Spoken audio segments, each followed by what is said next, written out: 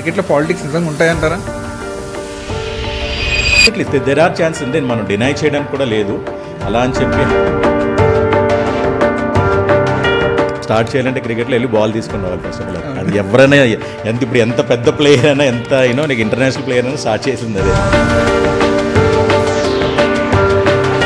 So అలాగా ఇది లాభం లేదురా బాబు అని చెప్పి ఎవరో ఒక ఐడియా ఇచ్చాడు, పని చేయరు నువ్వు బ్యాట్ కొనుక్కో, అప్పుడు నీ బ్యాట్ ఉంటుంది కదా నీకు ఎక్కువ కంట్రోల్ ఉంటుంది అని చెప్పని. సో ఎవరో ఐడియా ఇస్తే, సో మీరు అన్నట్టే ఆ చెక్క బ్యాట్ ఏదైతే ఉందో అన్నారు కదా, నాకు తెలిసి అప్పుడు కొబ్బరి మట్ట బ్యాట్ అని అంటే అదే దట్స్ వాట్ ఎవరికి ఎలా అంటే ఆడడం అన్నది మ్యాండేటరీ, అది దేంతో ఆడతామా అన్నది సెకండరీ.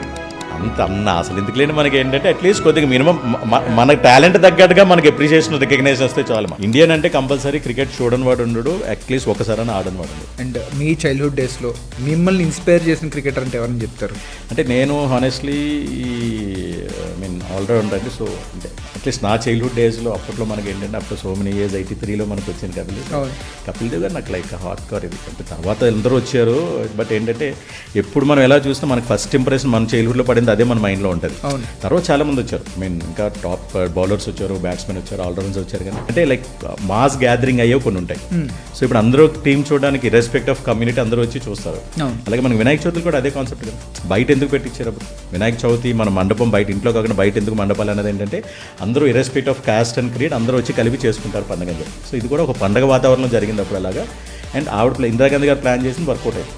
ఈ మ్యాచ్కి నెగ్గడం వల్ల ఆ కమ్యూనల్ ఇష్యూస్ ఆగిపోయింది. అక్కడ 83 వరల్డ్ కప్ దగ్గర నుంచి ఇప్పుడు 2026 వరల్డ్ కప్ వచ్చింది. ఈ 2026 వరల్డ్ కప్లో ఇండియా కాకుండా మీ ఫేవరెట్ టీం అంటే ఏదని చెప్తారు? ఇంకోటి నో వే ఇండియా అంటే ఇంకోటి ఏం చెప్పచ్చు అంటే నో ఇండియా సమస్య లేదంటారా? We are Indians boss, no way. అసలు ఆలోచించదు అలాగే, థింక్ పాజిటివ్, ఇండియా కొడుతుంది మళ్ళీ. ఓకే, ఇండియా కొడుతుంది పక్కా, చూడండి.